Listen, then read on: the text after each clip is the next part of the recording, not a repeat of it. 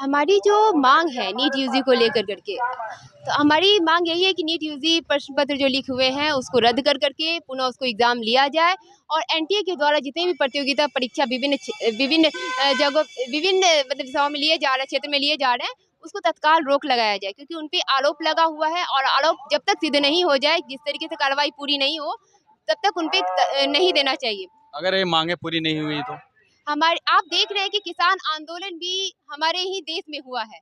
उनकी भी मांगे बहुत सारी थी और तानाशाही रवैये के तहत जिस तरीके से मोदी सरकार संसद से बिना बहस किए हुए किसान बिल पारित कर दिए, उसी तरीके से लगातार इनकी तानाशाही रवैया जो है वो बढ़ कर करके सामने आ रहा है।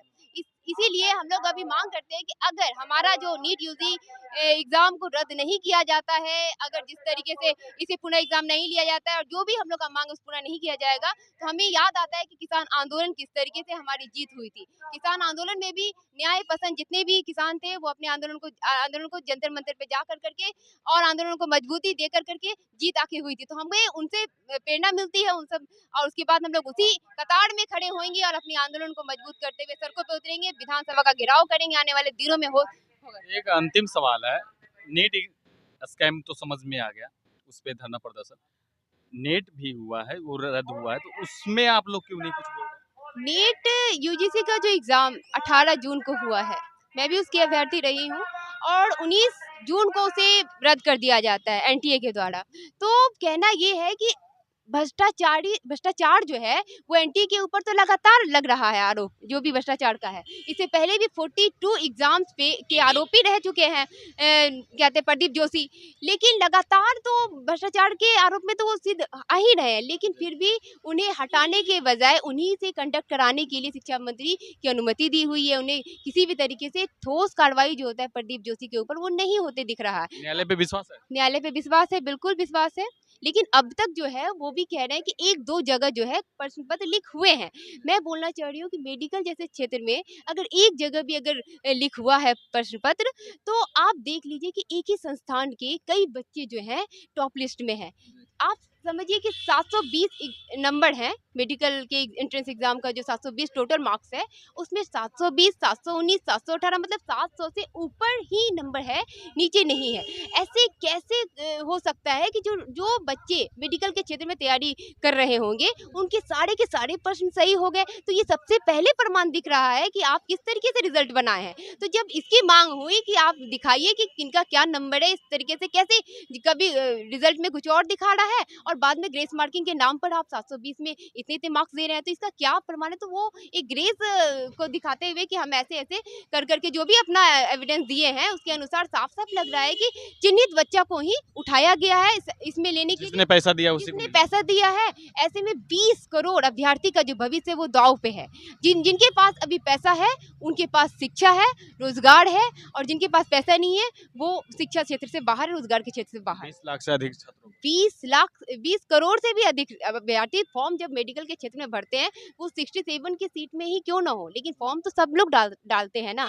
तो मेडिकल के क्षेत्र में अभ्यर्थी तो बहुत सारे हैं, तो 20 करोड़ से ज्यादा ही है, लेकिन कम नहीं है। लेकिन उन सबके भविष्य के साथ आज खिलवाड़ हो रहा है, पूरे देश के साथ खिलवाड़ हो रहा है। यह एनटीए एक भ्रष्ट जो है ना संस्था है, ये गैर संवैधानिक संस्था है। इसे एमएचआरडी ने 2018 में इसे स्थगित करने का फरमान दिया था, लेकिन उसके बाद भी ये केंद्र सरकार जो है जानबूझ कर करके ऐसे ऐसे संस्थान को प्रमोट करती है ताकि पूंजीपति वर्ग के बच्चे किस तरीके से बड़े बड़े सेक्टरों में जा सके और बड़े बड़े सेक्टरों में उनकी स्थापित हो सके।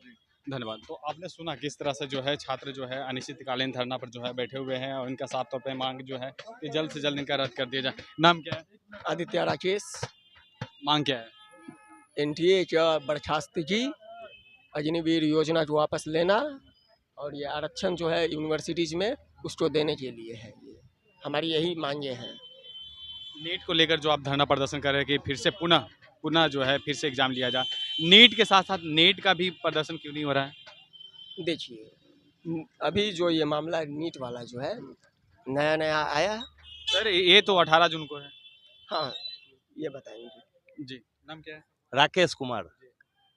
आप नेट की बात कर रहे हैं। नेट तो 18 जून को एग्जाम हुआ और बिना कोई पेपर लीक के खबर वायरल हुए, यहाँ तक कि आप पत्रकार बंधुओं को भी शायद नहीं पता होगा कि इसका कोई प्रश्न पत्र लीक हुआ है, लेकिन एनटीए ने उसको रद्द करने का फैसला कर लिया।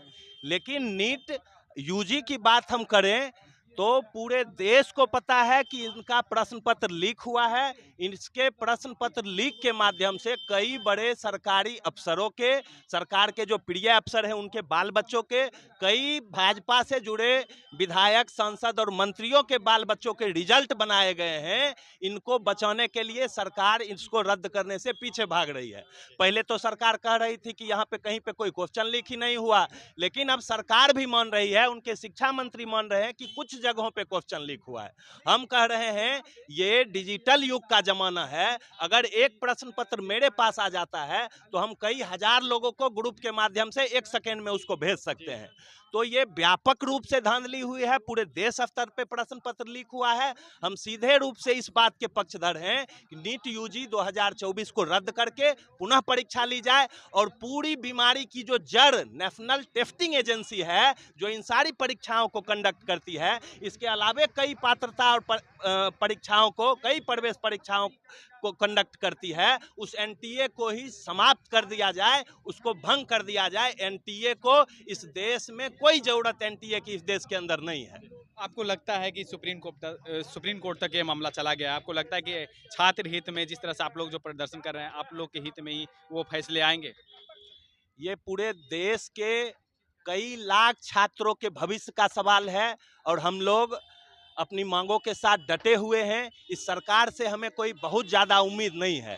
सरकार अगर युवाओं के भविष्य को लेकर फिक्रमंद होती, छात्रों के भविष्य को लेकर फिक्रमंद होती, तो अभी हम एक साथी बात कर रहे थे कि केंद्र सरकार ने हलफनामा सुप्रीम कोर्ट में दायर किया है और कहा है कि 1 से 2 जगहों पे क्वेश्चन लीक हुआ है, तो इसीलिए उसी सेंटर का परीक्षा जो है रद्द किया जाए। लेकिन हम इस बात को लेकर अडिग हैं कि पूरे देश के अंदर जो यूजी नीट की परीक्षा हुई है, पूरे देश स्तर पे रद्द हो और फिर से उन्हें 25 लाख से अधिक जितने भी छात्राएं, सबका जो है फिर से एग्जाम हो। पूरे बिल्कुल 23 लाख से अधिक हैं, उन पूरे छात्रों का एग्जाम फिर से कंडक्ट कराया जाए। हम इस मुख्य मांग को लेकर आज इस अनशन पे हमारे साथी लोग बैठे हुए हैं। हम तमाम लोग इनके समर्थन में। अगर भी ये केंद्र सरकार नहीं मानती है तो फिर क्या ये आंदोलन कहां तक जाएगा? ये आंदोलन और व्यापक होगा। हम गांव-गांव तक पहुंचेंगे, एक-एक लोगों के घरों तक पहुंचकर सरकार की इस नाकामी से अवगत कराएंगे। और अभी तो हमारा यह प्राथमिक चरण हम लोगों ने अपने जिले वगैरह में अपने संगठन के बैनर तले करके आज संयुक्त यह कार्यक्रम करने का फैसला लिया है। हम आने वाले दिनों में विधानसभा मार्च करेंगे, राजभवन मार्च करेंगे और जरूरत पड़ी तो संसद भवन जाकर नरेंद्र मोदी को घेरने का काम करेंगे।